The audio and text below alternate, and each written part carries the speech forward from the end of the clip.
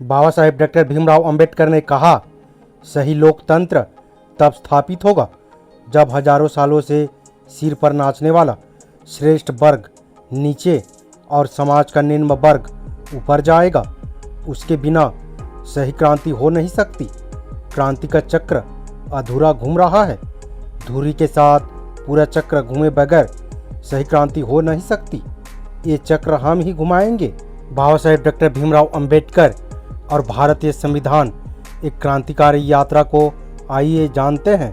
हमारे चैनल को जो लगातार देखते हैं वो सभी जानते हैं कि हमारा चैनल इतिहास पर आधारित है।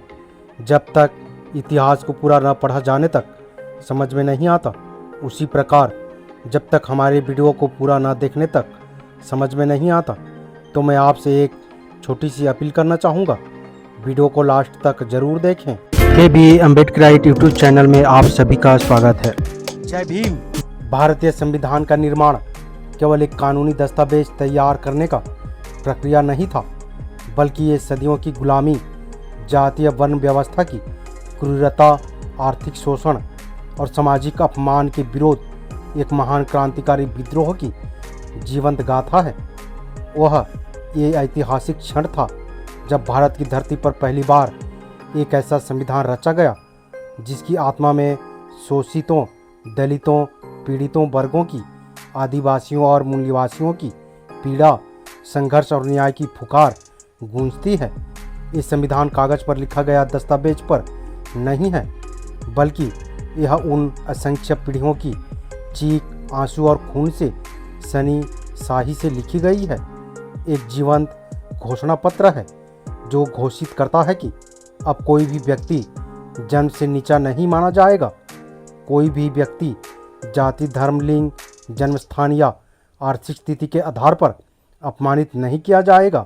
इस संविधान के निर्माण में सबसे निर्णायक, सबसे प्रेरणादायक और सबसे क्रांतिकारी भूमिका निभाई बाबा साहेब डॉक्टर भीमराव अंबेडकर ने। वो केवल एक सदस्य या प्रारूप समिति के अध्यक्ष नहीं थे, बल्कि वो उस संविधान की आत्मा थे, उसकी चेतना थे, उसकी नैतिक शक्ति थे। बाबा साहेब ने संविधान को मात्र कानूनी ढांचा नहीं दिया, बल्कि उसे एक सामाजिक क्रांति का हथियार बनाया।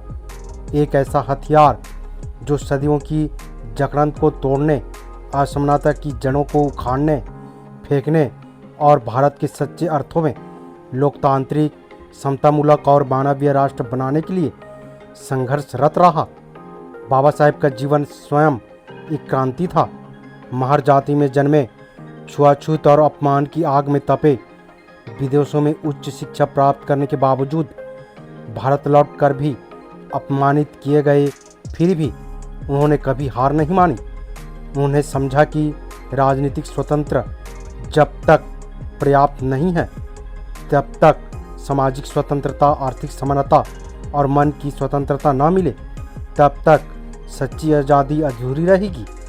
इसी दृष्टि से उन्होंने संविधान को केवल शासकीय ढांचा नहीं, बल्कि सामाजिक परिवर्तन का सबसे शक्तिशाली साधन बनाया। संविधान सभा में उनकी उपस्थिति कोई संयोग नहीं थी। कांग्रेस ने उन्हें हर संभव तरीके से बाहर रखने की कोशिश की।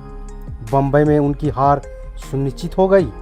प्रवेश द्वार बंद किए गए, दरवाजे, खिड़कियां, यहाँ तक कि रोशनी तक को अंदर आने के लिए नहीं दिया गया था। लेकिन बाबा साहेब की जीत हुई, और वो जीत केवल उनकी व्यक्तिगत नहीं थी, वह उन करोड़ों दलितों, शोषितों और पिछड़ों की सामूहिक जीत थी, जिनकी आवाज़ वो थे। महाराणा जोगेंद्रनाथ मंडल जैसे सच्चे साथी ने बंगाल से उन्हें संविधान सभा में पहुंचाया। ये जीत इसलिए भी क्रांतिकारी थी क्योंकि यह साबित करती है कि जब न्याय की पुकार सच्ची हो, जब संघर्ष अटूट हो, जब साथी निष्ठावान हो, तो कोई भी साजिश, कोई भी बंद दरवाज़ा, कोई भी षड्यंत्र उन्हें रोक नहीं सकता। ये दरवाजे केवल कानूनी प्रावधानों का संग्रह नहीं है, बल्कि यह शोषितों की सामूहिक जीत का प्रतीक है, जिसमें बाबा साहेब डॉक्टर भीमराव अंबेडकर की बौद्धिकता, अथक परिश्रम, मानवतावादी दृष्टि और क्रांतिकारी चेतना हर अनुच्छेद में अंकित है। 1927 में ब्रिटिश भारत के secretary of state Lord Birkenhead ने भारतीय को नस्लवादी और धमकी भरे लहजे में चुनौती दी कि यदि भारतीय इतने योग्य हैं तो अपना संविधान खुद बनाकर दिखाएं। उन्होंने तंज कसा कि भारतीय इतने बटे हुए हैं और असंगठित है कि वो कभी एक मत होकर संविधान नहीं बना सकते। इस चुनौती को स्वीकार करते हुए 1928 में पंडित मोतीलाल नेहरू की अध्यक्षता में एक समिति ने नेहरू रिपोर्ट तैयार की। इस रिपोर्ट में डोमिनियन स्टेटस, संयुक्त निर्वाचन क्षेत्र, जॉइंट इलेक्टोरेट, मौलिक अधिकारों की व्यवस्था और मजबूत केंद्रीय सरकार की बात थी, लेकिन मुस्लिम लीग ने इसे अस्वीकार कर दिया क्योंकि रिपोर्ट में अलग निर्वाचन क्षेत्र, मुस्लिमों के लिए वेटेज और अवशिष्ट शक्तियां को प्रांतों में देने की मांग को नज़रअंदाज किया गया था। मुस्लिम लीग ने इसे मुस्लिम हितों के खिलाफ माना, जबकि अन्य समूह ने भी इसे सभी वर्गों को, खासकर दलितों और पिछड़ों के प्रतिनिधित्व से रहित बताया। इसलिए इसे नकारा समझकर अस्वीकृत कर दिया गया। इसके बाद गोलमेज सम्मेलन 1930 से 1932 में 3 दौर की बैठक हुई, लेकिन हिंदू मुस्लिम मतभेद और दलितों के विशेष प्रतिनिधित्व पर असहमति के कारण कोई सफलता नहीं मिली। सप्रू कमेटी के प्रयास भी विफल रहे। असली क्रांति तब शुरू हुई जब 1946 में कैबिनेट मिशन योजना के तहत संविधान सभा के चुनाव हुए। कुल 296 सदस्य निर्वाचित होने थे, लेकिन कांग्रेस ने डॉक्टर बाबा साहेब अम्बेडकर को हर हाल में संविधान सभा से बाहर रखने की पूरी कोशिश की। कांग्रेस ने बम्बई में बाबा साहेब की पार्टी शेड्यूल कास्ट फेडरेशन को कमजोर करके उनकी हार सुनिश्चित की। सरदार वल्लभ भाई पटेल ने कथित रूप से कहा था कि मैंने संविधान सभा में प्रवेश द्वार नहीं, खिड़कियां और रोशनी तक को भी आने नहीं दूंगा। देखते हैं डॉक्टर बाबा साहेब अम्बेडकर कैसे घुसते हैं। ये बयान उनकी रणनीति को स्पष्ट करता है, लेकिन बाबा साहेब अच्छी तरह समझ गए थे दलित शोषित के हितों की रक्षा के लिए उनकी उपस्थिति अनिवार्य है। यहाँ जोगेंद्रनाथ मंडल का ऐतिहासिक और क्रांतिकारी योगदान सामने आता है। बंगाल के नाम शूद्र दलित नेता अंतरिम ब्रिटिश सरकार में विधि मंत्री और बाबा साहेब के सच्चे अनुयायी मंडल ने बाबा साहेब के महत्व को समझा। उन्होंने बंगाल विधान परिषद में रणनीति बनाई और बाबा साहेब को जैसोर खुलना निर्वाचन क्षेत्र से चुनाव लड़ने के लिए प्रेरित किया। 17 जुलाई 1946 को नामांकन और 20 जुलाई 1946 को चुनाव में कांग्रेस विरोधियों और एंग्लो इंडियन सदस्य जिन्होंने कांग्रेस के दबाव में चुनाव बहिष्कार किया, उसके हर प्रयास के बावजूद बाबा साहेब ने भारी बहुमत से जीत हासिल की। वो स्वतंत्र उम्मीदवारों में सबसे अधिक वोट पाने वाले बने। यहाँ तक कि कांग्रेस नेता शरद चंद्र बोस से भी ज़्यादा वोट मिले। मंडल ने मुस्लिम लीग समर्थित सदस्यों और दलित विधायक की मदद से ये संभव बनाया। ये जीत केवल व्यक्तिगत नहीं थी, बल्कि ये दलित राजनीतिक सामूहिक क्रांति थी, जो साबित करती है कि सच्ची इच्छा शक्ति और साथी की निष्ठा से बंद दरवाजे भी टूट सकते हैं। संविधान सभा की कार्रवाई सोमवार 9 दिसंबर 1946 को constitution hall of central hall नई दिल्ली में प्राय 11 बजे शुरू हुई। आचार्य JP कृपालिनी ने वयोवृद्ध कांग्रेसी सदस्य डॉक्टर सचिदानंद सिन्हा को अस्थायी सभापति के लिए प्रस्ताव रखा। संविधान सभा ने सहमति दी और उनकी अध्यक्षता में कार्रवाई शुरू हुई। कुल 296 सदस्य निर्वाचित हुए थे, लेकिन शुरुआत में केवल 207 सदस्य ने भाग लिया। 89 सदस्य, ज़्यादातर मुस्लिम लीग और कुछ स्थानीय प्रतिनिधि अनुपस्थित रहे। 11 दिसंबर 1946 को डॉक्टर राजेंद्र प्रसाद स्थायी सभापति चुने गए। 13 दिसंबर 1946 को पंडित जवाहरलाल नेहरू ने ऑब्जेक्टिव रिजोल्यूशन पेश किया, जिसमें भारत को स्वतंत्र संप्रभु गणराज्य घोषित करने, मौलिक अधिकारों, अल्पसंख्यकों की सुरक्षा और सामाजिक आर्थिक न्याय की बात थी। 16 दिसंबर को डॉक्टर MR जयकर ने प्रस्ताव को स्थगित करने की मांग की ताकि मुस्लिम लीग और भारतीय रियासतों शामिल हो, लेकिन कांग्रेसी सदस्य ने उन्हें डांटकर बैठा दिया। सरदार पटेल ने प्रस्ताव को जनता की इच्छा बताकर समर्थन दिया। 17 सितंबर 1946 को सभापति डॉक्टर राजेंद्र प्रसाद ने बाबा साहेब को पुकारा। बाबा साहेब को उम्मीद नहीं थी कि उनका नंबर इतनी जल्दी आएगा, लेकिन सभापति उनकी विद्वता से परिचित थे। उनका पहला भाषण ऐतिहासिक और प्रभावशाली था। उन्होंने नेहरू के प्रस्ताव को पहले भाग को विवादास्पद बताया और दूसरे भाग को भावुक लेकिन अपर्याप्त कहा। उन्होंने कहा कि प्रस्ताव अधिकारों की बात करता है, लेकिन उपचार रेमिडाइज की नहीं। सभी जानते हैं कि अधिकार तब तक कुछ नहीं जब तक उनके उल्लंघन पर उपचार उपलब्ध ना हो। जख्मी पक्षियों को दवा दिए बिना केवल उड़ने की आज़ादी देना व्यर्थ है। उन्होंने कांग्रेस से समझौते का प्रयास करने की अपील की। उनकी भावनात्मक अपील से सभा प्रभावित हुई और 23 दिसंबर 1946 से संविधान सभा कुछ समय के लिए स्थगित कर दी गई। ये भाषण साबित करता है कि बाबा साहेब संविधान के सच्चे शिल्पकार थे। वो केवल सदस्य नहीं बल्कि न्याय और समानता की जीवंत आवाज़ थे। 3 जून 1947 को माउंटबेटन योजना घोषित हुई, जिसके तहत भारत पाकिस्तान विभाजन हुआ। 15 अगस्त 1947 से 2 स्वतंत्र राष्ट्र बने। बंगाल का विभाजन होने से बाबा साहेब का क्षेत्र पाकिस्तान में चला गया, लेकिन उनकी विद्वता और योगदान को देखते हुए डॉक्टर राजेंद्र प्रसाद ने मुंबई के मुख्यमंत्री बीजी खैर को 30 जून 1947 को पत्र लिखा। उनकी सेवाओं से वंचित नहीं रहना चाहिए। कांग्रेस को मजबूरन जुलाई 1947 में मुंबई से उन्हें दोबारा चुनना पड़ा।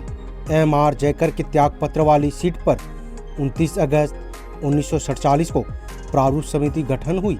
सदस्य थे अल्लादी कृष्ण स्वामी Iyer, Gopal Swami Iyengar, K.M. Munshi, Syed Mohammad Sadulla, N. Madhavrao, D.P. Khetan, बाद में T.T. कृष्णमचारी आदि। लेकिन सर्वसम्मति से बाबा साहेब को अध्यक्ष चुना गया, क्योंकि वो स्वतंत्र भारत के पहले कानून मंत्री भी थे। 27 अक्टूबर 1947 से 14 फरवरी 1948 तक 44 बैठकों में मसौदा तैयार हुआ। 315 अनुच्छेद, 8 अनुसूचियाँ, सबसे बड़ा क्रांतिकारी योगदान अनुच्छेद 301, बाद में अनुच्छेद 340, सामाजिक और शैक्षणिक रूप से पिछड़े वर्गों की स्थिति जांचने के लिए आयोग गठन की व्यवस्था की गई। इस अनुच्छेद का मूल उद्देश्य राष्ट्रपति को अधिकार देना था कि वो एक आयोग नियुक्ति कर सके जो सामाजिक और शैक्षिक रूप से पिछड़े वर्गों की स्थिति की जांच करे, उनके सामने आने वाली कठिनाइयों का अध्ययन करे और संघ या राज्य द्वारा इन कठिनाइयों को दूर करने तथा उनकी स्थिति सुधारने के लिए उठाए जाने वाले कदमों की सिफारिश करे।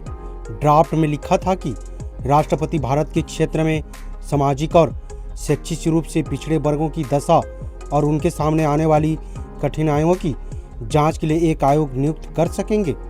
आयोग रिपोर्ट देगा जिसमें तथ्य और सिफारिश होंगी। राष्ट्रपति इस रिपोर्ट को संसद के समक्ष रखवाएंगे। ये प्रावधान बाबा साहेब की दूरदृष्टि का परिणाम था। यदि ये अनुच्छेद न होता तो ओबीसी आरक्षण की संवैधानिक नींव ही नहीं पड़ती। यदि बाबा साहेब न होते तो अन्य पिछड़े वर्गों जैसे ओबीसी के लिए आरक्षण की नींव ही नहीं पड़ती। इसी से काका कालेलकर आयोग 1953, मंडल आयोग 1979 और आज की ओबीसी सूची बनी।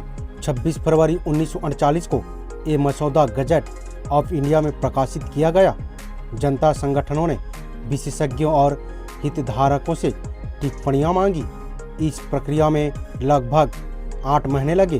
फरवरी से अक्टूबर 1948 तक प्राप्त सुझावें और टिप्पणियों पर प्रारूप समिति ने विचार किया। कई बैठकें जैसे 23, 24, 27 मार्च और 18 अक्टूबर 1948 के बाद संशोधित मसौदा 26 अक्टूबर 1948 को दोबारा प्रकाशित किया गया। इस दौरान अनुच्छेद 301 पर कोई बड़ा विरोध नहीं हुआ, लेकिन कुछ सदस्यों ने इसकी आवश्यकता पर जोर दिया। 4 नवंबर 1948 को बाबा साहेब डॉक्टर भीमराव अंबेडकर ने संशोधित मसौदा संविधान सभा में पेश किया और विस्तृत बहस शुरू हुई। अनुच्छेद 301 पिछड़े वर्गों के लिए आयोग पर मुख्य बहस 16 जून 1949 को हुई। इस बहस में कई सदस्यों ने संशोधन प्रस्तावित किए। उदाहरण के लिए कुछ सदस्यों ने राष्ट्रपति के बजाय संसद को जिम्मेदारी देने की मांग की। पिछड़े वर्ग की परिभाषा पर चर्चा हुई। कुछ ने सुझाव दिया कि आयोग केवल उन समुदायों तक सीमित न रहे जिन्हें पहले से आरक्षण मिला है, बल्कि व्यापक रूप से पिछड़ेपन की जांच करें। एक सदस्य ने कहा कि लोगों के पिछड़ेपन को दूर करने की तरीकों पर विचार करना संसद का कर्तव्य है। अंत में 16 जून 1949 को अनुच्छेद 301 संशोधित रूप में संविधान सभा द्वारा अपनाया गया।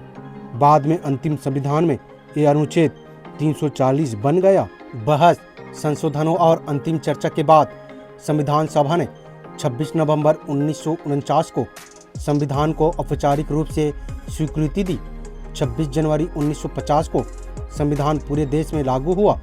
गणतंत्र दिवस इससे ठीक 2 दिन पहले 24 जनवरी 1950 को संविधान सभा की अंतिम बैठक में डॉक्टर राजेंद्र प्रसाद को भारत के प्रथम राष्ट्रपति के रूप में चुना गया। बाबा साहेब डॉक्टर भीमराव अंबेडकर ने गिरते स्वास्थ्य की परवाह न करते हुए दिन रात काम किया। 12 खंडों की कार्रवाई उनकी लगन की गवाही है। संविधान इसलिए अद्वितीय है क्योंकि इसमें बाबा साहेब की बौद्धिकता, मानवता और संघर्ष की छाप है। टी रामकृष्णाचारी प्रारूप समिति सदस्य ने संविधान सभा में नवंबर 1948 में कहा था कि संभवतः सदन इस बात से अवगत है कि आपने ड्राफ्टिंग कमेटी में जिन 7 सदस्य को नामांकित किया गया था उनमें से एक ने सदन से इस्तीफा दे दिया है और उनकी जगह अन्य सदस्य आ चुके हैं। एक सदस्य की इसी बीच मृत्यु हो चुकी है और उनकी जगह कोई नए सदस्य नहीं आए हैं। एक सदस्य अमेरिका में थे और उनका स्थान भरा नहीं गया है। एक अन्य व्यक्ति सरकारी मामलों में उलझे हुए थे और वो अपनी जिम्मेदारी का निर्वहन नहीं कर रहे थे। 1-2 व्यक्ति दिल्ली से बहुत दूर थे और संभवतः स्वास्थ्य की वजह से कमेटी की कार्रवाइयाँ में हिस्सा नहीं ले पाए हैं। सो कुल मिलाकर यही हुआ कि इस संविधान को लिखने का भार बाबा साहेब डॉक्टर भीमराव अंबेडकर के ऊपर आ ही पड़ा। मुझे इस बात पर कोई संदेह नहीं है कि हम सबको उनका आभारी होना चाहिए कि उन्होंने इस जिम्मेदारी को इतने सराहनीय ढंग से अंजाम दिया है। ये संविधान सभा की बहस खंड 7 पृष्ठ संख्या 231 पर लिखा हुआ है। संविधान सभा ने 26 नवंबर 1949 को संविधान स्वीकृति किया। अपने समापन भाषण में संविधान सभा के अध्यक्ष डॉक्टर राजेंद्र प्रसाद ने कहा, अध्यक्ष के रूप में प्रतिदिन इस कुर्सी पर बैठे मैंने किसी दूसरे व्यक्ति की अपेक्षा ज़्यादा ढंग से ये बात देखी है कि प्रारूप समिति और इसके सभापति डॉक्टर अंबेडकर ने अस्वस्थ रहते हुए भी बहुत उत्साह और लगन से काम किया है। हमने डॉक्टर अंबेडकर को प्रारूप समिति में लेने और इसका सभापति बनाने का जो निर्णय लिया था, हम उससे बेहतर और ज़्यादा सही निर्णय ले ही नहीं सकते थे। उन्हें न केवल अपने चुने जाने को सार्थक बनाया, अपितु जो काम इन्होंने किया उसमें 4 चांद लगा दिए हैं। माइकल ब्रेचर, नेहरू के जीवनी लेखक, ने डॉक्टर अंबेडकर को भारतीय संविधान का वास्तुकार कहा और उनकी भूमिका को फील्ड जनरल के रूप में रेखांकित किया। ये नेहरू ए पॉलिटिक्स बायोग्राफी 1959 में लिखा हुआ है। क्रिस्टोफ जाफरो ने लिखा है कि ड्राफ्टिंग कमेटी की भूमिका का भी एक बार फिर से आकलन करना चाहिए। एक कमेटी सिर्फ संविधान के प्रारंभिक पाठों को लिखने के लिए जिम्मेदार नहीं थी, बल्कि उसको ये जिम्मा सौंपा गया था कि वो विभिन्न समितियों द्वारा भेजे गए अनुच्छेदों के आधार पर संविधान का लिखित पाठ तैयार करें। अधिकांश बार ये जिम्मेदारी अंबेडकर ने ही निभाई थी।